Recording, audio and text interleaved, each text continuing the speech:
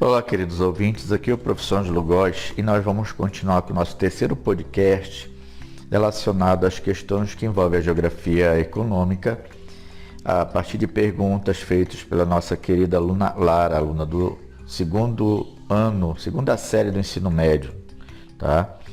Então, espero que essas perguntas possam servir aí para as atividades que nós estamos desenvolvendo, bem como para aqueles que queiram se preparar para o vestibular, para os Enems da vida. Tá bom? Professor Ângelo, o que é uma moratória? Vamos lá, querida Lara. Moratória. Moratória é um termo utilizado para se referir a uma situação em que um país que ele acabou obtendo empréstimos, sobretudo internacionais, ele não consegue pagar esses empréstimos. Na verdade, ele não consegue pagar nem os juros dos empréstimos que aquele país acabou fazendo, né? Que seria chamada dívida externa. E no momento que ele não consegue fazer isso, ele vai dizer simplesmente: devo, não nego, pagarei quando puder. Isso seria uma moratória. Vou suspender os pagamentos pedindo ou uma renegociação da dívida, né? Uma diminuição dos juros, uma diminuição do valor bruto dela, enfim, ou tentando mais empréstimos, né? Para poder pagar aquilo que já está devendo. Então seria um não pagamento temporário da dívida. O senhor poderia dizer se o Brasil já usou uma moratória?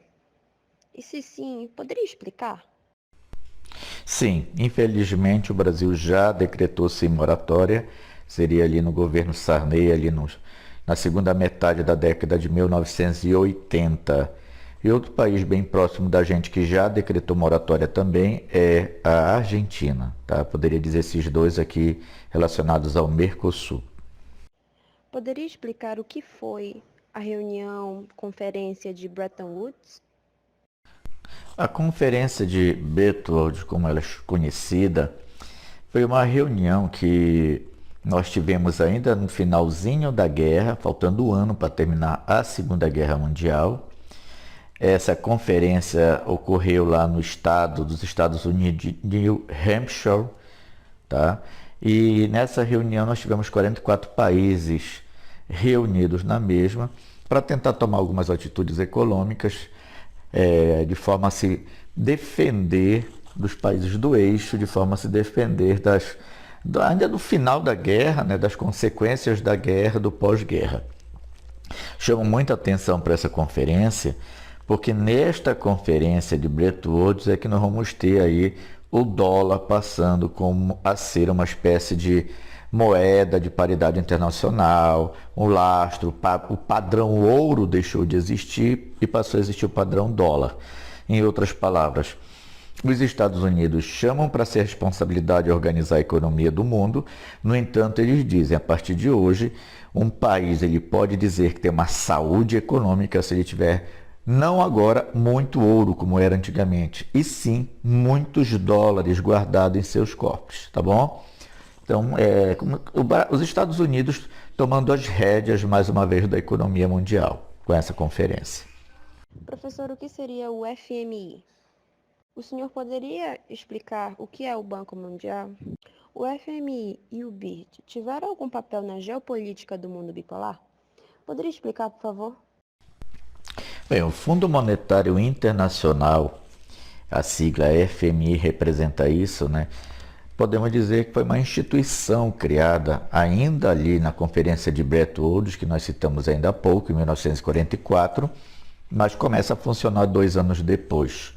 Então, o Fundo Monetário Internacional ele teria como objetivo socorrer os países que precisassem de créditos para poder manter seus sistemas econômicos, até mesmo seus governos, tá?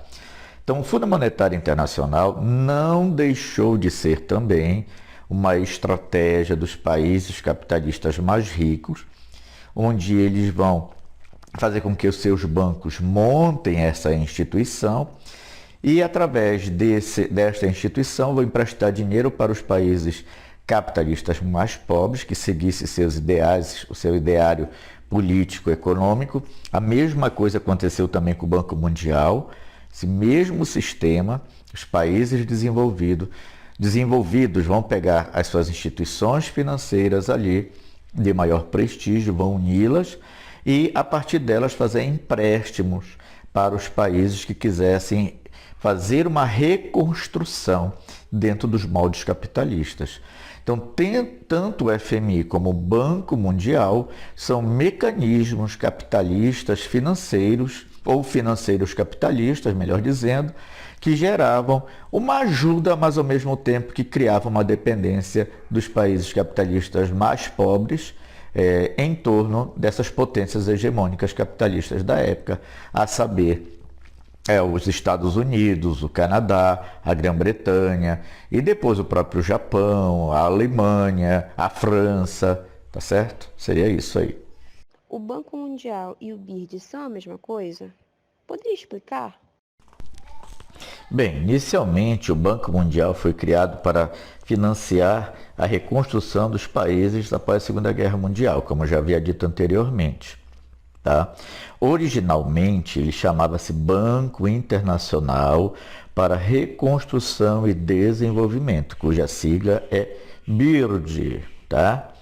Atualmente, dá-se o nome de Banco Mundial ao grupo composto de 5 organizações, que seriam, por exemplo, o Banco Internacional para a Reconstrução e Desenvolvimento, que é o BIRD, a IDA, que é a Associação Internacional de Desenvolvimento, o IFC, Corporação Internacional de Financiamento, o Centro Internacional para a Solução de Disputas e de Investimentos, que é o ICSID, a Agência Multilateral de Garantias de Investimento, que é a MIGA. Então, este conjunto de instituições forma o Banco Mundial, tá certo? Então, eu posso dizer assim que originalmente era BIRD, Banco Internacional para a Reconstrução e Desenvolvimento, e depois passou a ser chamado de Banco Mundial.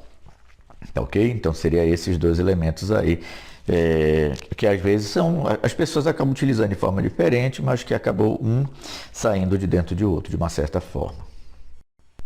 Logo, o BIRD faz parte do Banco Mundial, para ficar bem mais claro isso aí, tá bom? Professor Ângelo, o que foi o Plano Marshall? Bem, o Plano Marshall é o nome dado ao plano de ajuda econômica oferecida pelos Estados Unidos aos países da Europa Ocidental, bem ali no finalzinho da guerra e pós-guerra. E a desculpa utilizada era que esses países precisavam se reconstruir, tá? Economicamente, fortalecendo assim o sistema capitalista diante do crescimento ali da União Soviética e do seu bloco, tá bom? Foi idealizado pelo George Marshall, daí o nome Plano Marshall, tá? Ele tem um primo, na verdade, esse Plano Marshall, que seria o Plano Colombo, que foi um plano de ajuda econômica dado ali para os países da Ásia e do Sudeste Asiático, tá bom? Então seria o Plano Marshall. O senhor poderia dizer o que é o neoliberalismo? Bem, o neoliberalismo, ou a doutrina neoliberal, eu posso dizer que seria um conjunto de ideias, de princípios, né, econômicos, em que se constitui uma verdadeira cartilha, sobretudo após 1970, a ser aplicada, a ser ingerida, o remédio a ser tomado pelos países subdesenvolvidos que passaram a ter uma industrialização. Dentro desta cartilha, que seria uma cópia ali do liberalismo do final do século XIX, as nações elas teriam que diminuir a participação do Estado na economia. O Estado deve servir somente como uma espécie de interventor para garantir a lei da oferta e da procura, os princípios da economia capitalista, a propriedade privada, tá? Mas ele não pode ser um provedor no sentido de gerar produção, um dono de empresas. Ele deveria então trabalhar com as privatizações, entregar para a iniciativa privada setores que no fundo são essenciais à economia de qualquer país. Vale destacar que os Estados Unidos, na Conferência de Washington, apresentaram essa cartilha no final dos anos 80 e início dos anos 90, para a América Latina, para o Brasil, para o Chile, para a Argentina e demais. E os bobinhos caíram nesta cilada neoliberal, né? Sobretudo nos anos 90 no Brasil, com o Collor de Mello, Fernando Henrique Cardoso. E agora nós estamos com os princípios neoliberais, voltando na atual conjuntura, estamos em 2022, onde as leis trabalhistas estão sendo estendidas e coisas parecidas. Tá ok? Como diz o nosso querido, tá ok? O que é o BRICS, professor? Bem, pessoal, o BRICS, na verdade o termo BRICS se refere ao Brasil, Rússia, Índia, China e África do Sul. Inicialmente não tinha África do Sul. BRICS não é um bloco econômico, nós podemos dizer assim que é um grupo de países que passaram a se organizar a partir ali mais ou menos de 2004 em diante, a partir de uma pesquisa de um indivíduo chamado Jim O'Neill, onde ele fez o levantamento das economias mais promissoras do planeta no início dos anos 2000 e ele citou esses países que eu acabei de falar anteriormente, com exceção da África do Sul, tá bom?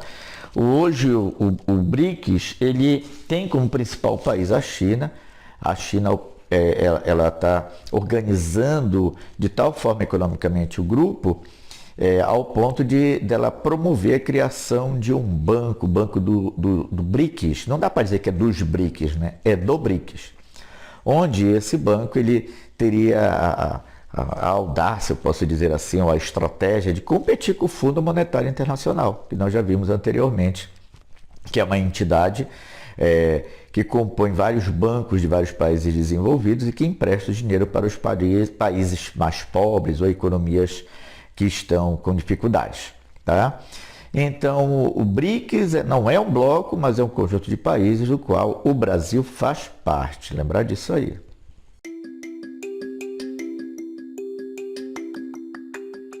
Bem, queridos, desta forma eu finalizo essa trilogia de podcasts que envolve geografia econômica, né?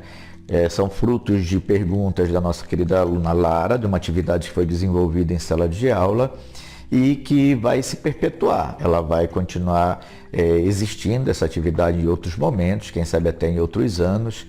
E se você está ouvindo isso agora, bem provavelmente você está com uma canetinha aí na mão, anotando, porque tudo vale nesta vida, tá bom? Quero agradecer a atenção de vocês e aqueles alunos, aqueles que queiram tirar dúvidas comigo, perguntar, faça as perguntas, entre em contato com a gente. Nós temos um blog, é o angelogos.blogspot.com, e a partir de lá você pode pegar os meus contatos para mandar e-mail, mandar pergunta, que eu respondo por aqui pelo podcast. Obrigado e até a próxima, pessoal.